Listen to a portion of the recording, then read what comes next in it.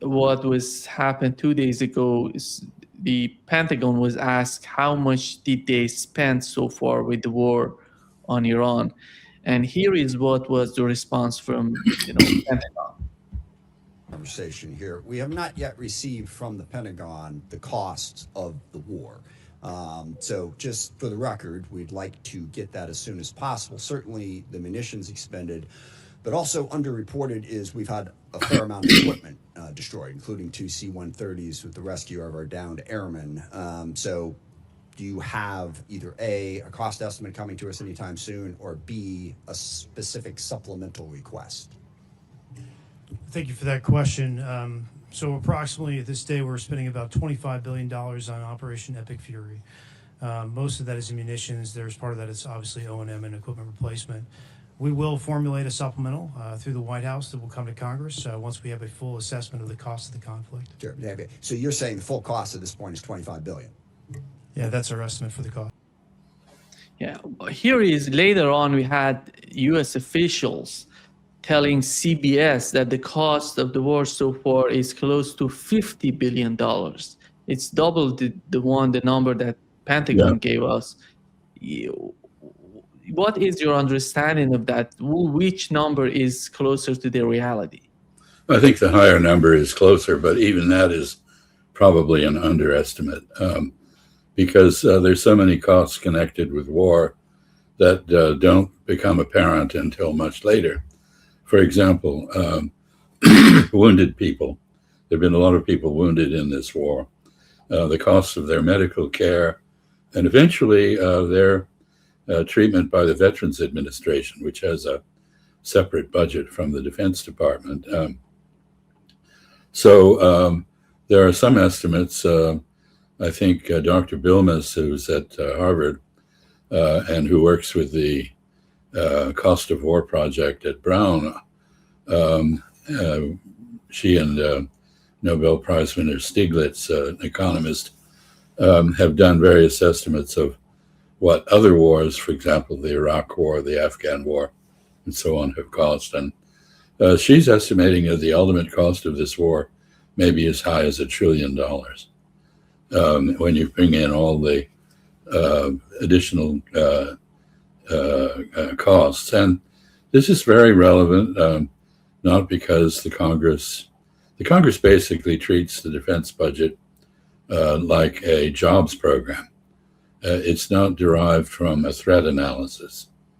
More is always better. And of course, the Trump administration is asking for $1.5 trillion and probably $200 billion for this war as a supplemental. We don't know the figures yet, but it's clearly a great deal more expensive than the Defense Department spokesperson, Mr. Hurst, mentioned. Do you think that they're considering the spending on the part of Israelis as well in terms of ammunition and the interceptors, cruise missiles that they've used? No, I suspect that is budgeted separately, not included. And, essentially where we are now, Nima, if I may, is we're in a war of attrition, an economic war of attrition. Basically, it's as though the United States and Iran were two wrestlers, each one trying to strangle the other. We have our hands around the throat of the other party. We don't know who is going to go lose consciousness first. Somebody's going to drop out because they can't take it anymore. And there are lots of factors here. I mean, the Trump administration clearly calculates that, I think on the basis, I believe, of wrong understanding of the petroleum industry, they calculate that Iran, in 3 weeks or 2 months, depending on which expert you talk to, will begin to lose pressure in, it will run out of storage space for its current level of production of oil. And the reservoir pressures will begin to drop. And if they drop far enough, it's then very hard to restart the oil wells. I think that's a misunderstanding.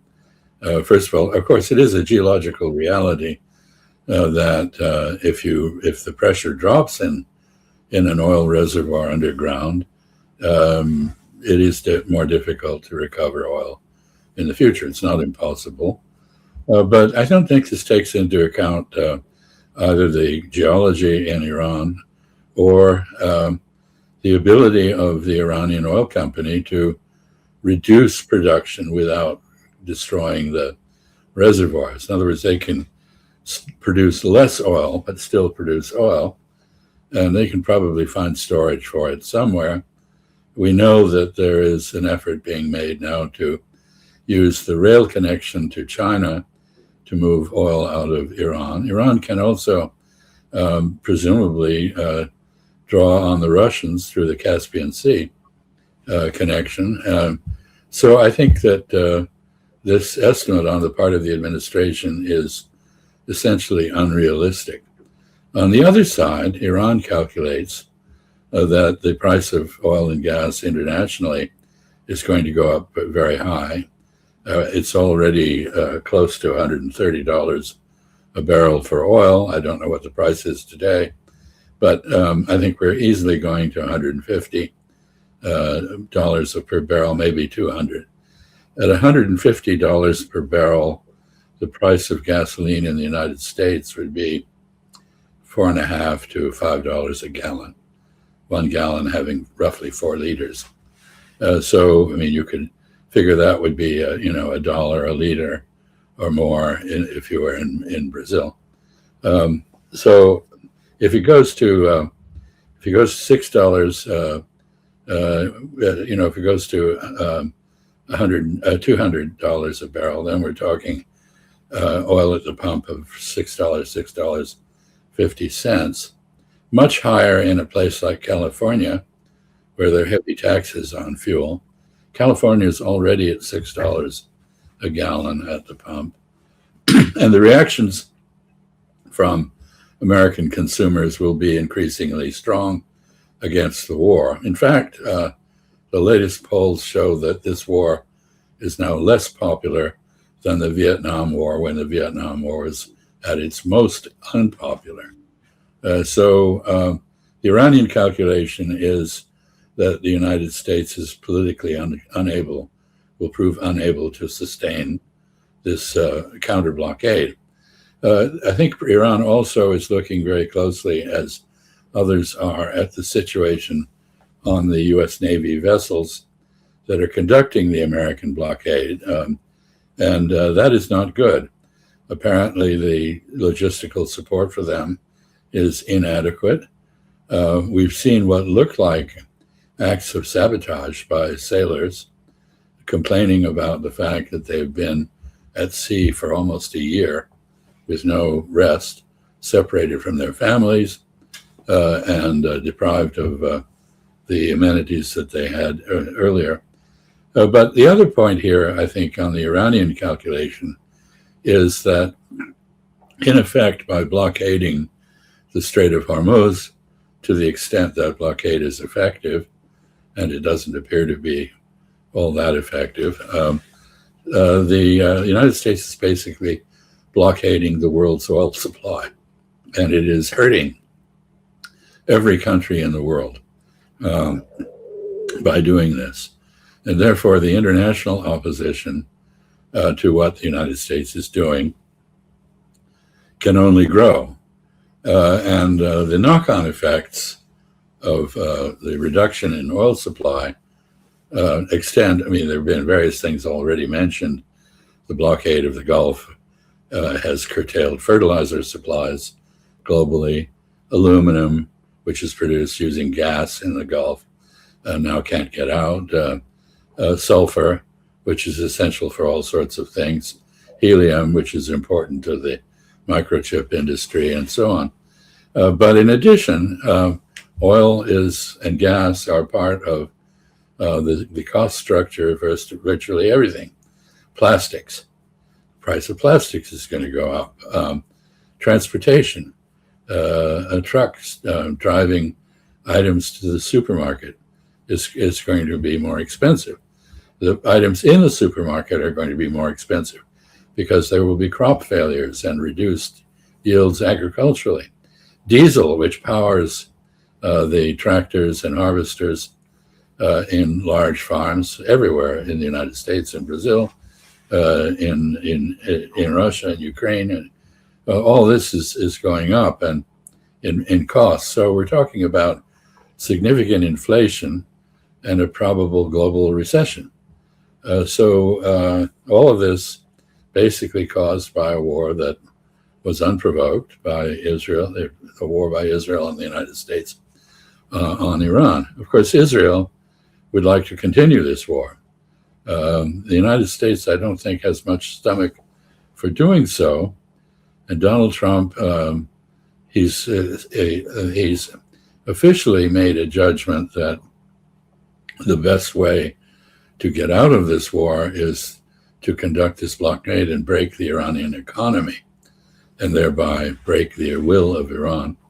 I don't think that's going to work, but anyway, that's his judgment. In the meantime, he's also asked the military to devise various plans for sharp strikes on Iran that might influence Iranian decision makers. Here, the record again is we've done all that. It has not really brought Iran to any favorable conclusion. So it's very unlikely that it would work if done again. And this time, we hear on the Iranian side, Iran is fully prepared to retaliate massively to any resumption of attacks on it. And it will also, to the extent it is able, within a 300-kilometer, 200-mile radius, do what it can to sink the ships that are conducting the counter-blockade.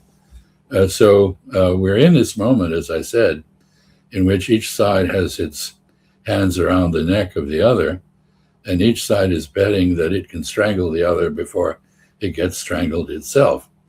In this equation, I think Iran has the advantage, not simply because of the factors I mentioned, but because Iran seems to be prepared to take more punishment than the United States is prepared to take.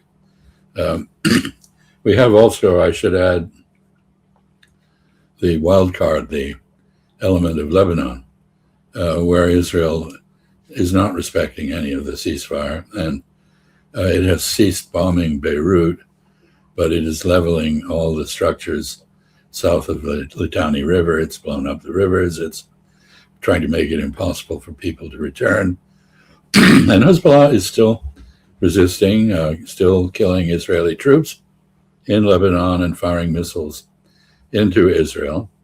And the Israelis clearly are chafing under the requirement to pay attention to Donald Trump's ceasefire announcement, which they don't accept, but which they have to defer to some extent if they're not to be totally alienated from the Trump administration. So I think this is a kind of limbo, an uncertain period. We don't know what will happen. Each side is waiting for the other side to be exhausted. In a way, this is an extension of the original Iranian strategy. That is, let the United States and Israel exhaust themselves attacking Iran. Iran will wait for the right moment to act. So there we are. I think this is unlikely to be, I think we're all going to experience a great deal more pain before this is over. I think many people would be surprised how much Iran is today concerned about the situation with Lebanon. They're most concerned about Lebanon than Iran itself. You look at the way that they're talking about the situation in southern part of Lebanon. But the reality is, Ambassador, the Israelis are leveling, just destroying everything in the southern part of Lebanon. But that doesn't mean that they can stay there. That's the problem on their part. Right. No, they're trying to reduce southern Lebanon to the status of Gaza.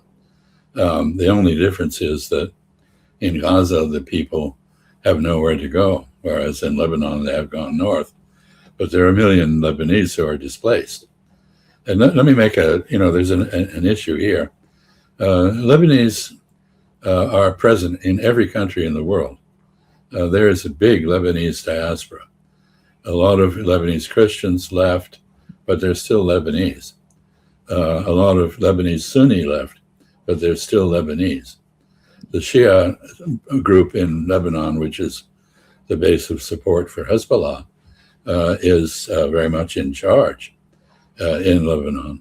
The Lebanese government cannot make the deal with Israel that it would like to make. The Lebanese government would like to disarm Hezbollah. Of course, any government wants to have a monopoly on the use of force, and the Lebanese government does not enjoy that monopoly.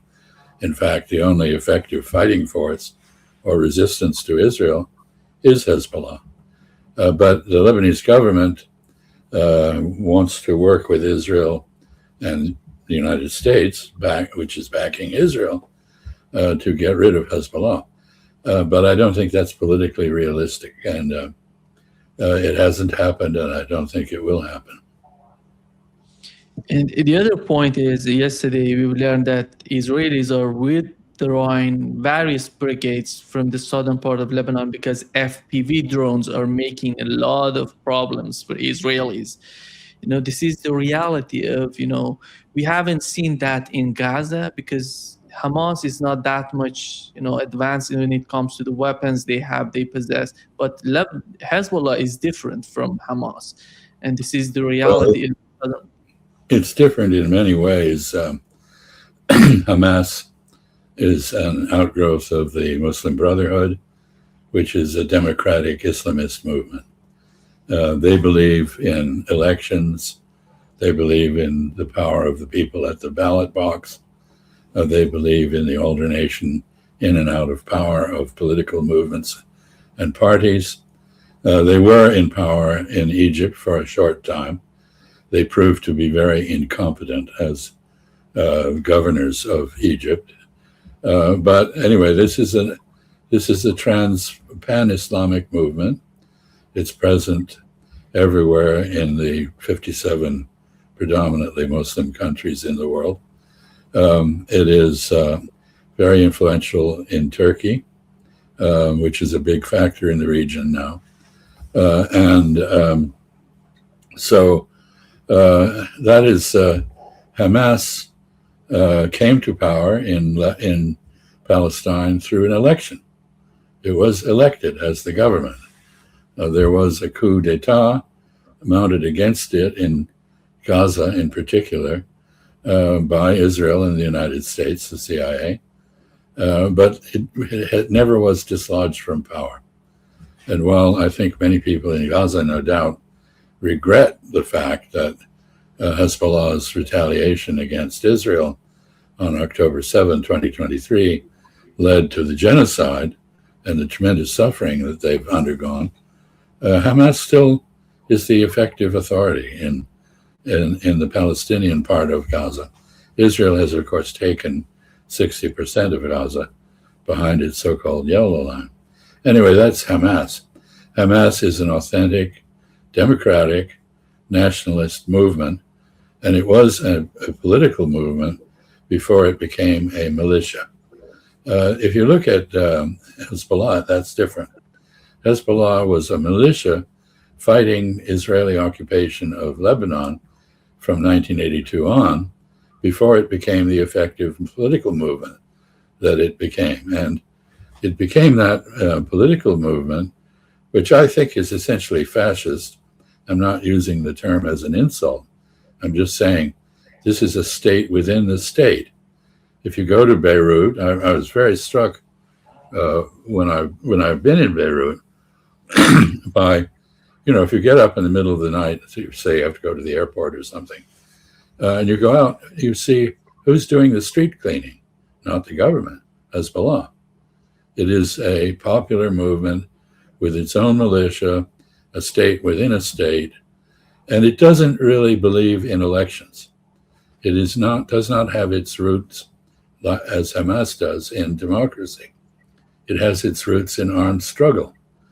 So, you can't tell if you talk to Hezbollah, as I've talked to them, whether they believe, in one man, one vote, one time, or whether they believe in elections as a source of authority for the government. Of course, they are effectively a majority in the Lebanese parliament, and they would be the government in Lebanon if Lebanon did not have a French-designed constitution which reserved the presidency for a Maronite Christian.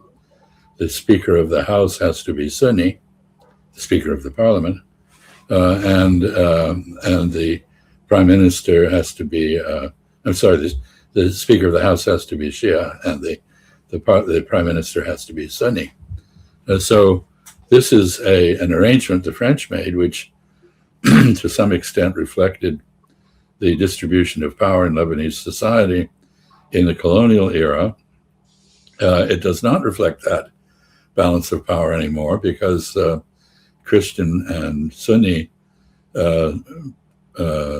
groups have been relatively diminished, and the Shia are now the majority in Lebanon. So there's a constitution that basically delegitimizes the Lebanese government and leaves Hezbollah political space in which to operate, and it does. I don't think it is battle hardened because it participated in the defense of the Assad government in Syria against the international effort to depose that government, which ultimately succeeded. So they're very different, Hamas and Hezbollah. And the only thing they have in common is that they are elements of resistance to Israeli domination and expansion. And they are fiercely committed to their cause, their separate causes. They have some common interests. They're prepared to cooperate, but they will not break and run. They cannot be easily subdued because they are both authentic expressions of popular nationalism. So I think they're very different. Hezbollah, as you said, has the other advantage of having been technologically much more advanced. It had access through Syria and through the sea to Iranian technical support. It has developed its own missile production capabilities. It is fairly sophisticated in engineering terms, whereas Hamas was totally cut off from the beginning in Gaza and had only light weapons and was no match for the Israelis. The Israelis, every time they have invaded Lebanon, they have been defeated by Hezbollah. And your mention of the extension of the drone warfare pioneered in the Ukraine war to Lebanon is very, very appropriate. Neither the Israelis nor the United States military are configured to deal with drone warfare at the level that it has developed. Iran has shown that in terms of its skillful use of drones, not only to take out radars and other targets, but to take out the defenses against missiles that are accompanying the drone attack. Israel and the United States are both configured for short, decisive wars, not wars of attrition. Whereas Iran, Hezbollah, and Hamas are all configured for attrition, a war of attrition. Now we have an economic war of attrition going on. And we will see whether the same factors operate. I suspect they will. I don't think Israel and the United States will prove to have the stamina that our opponents do.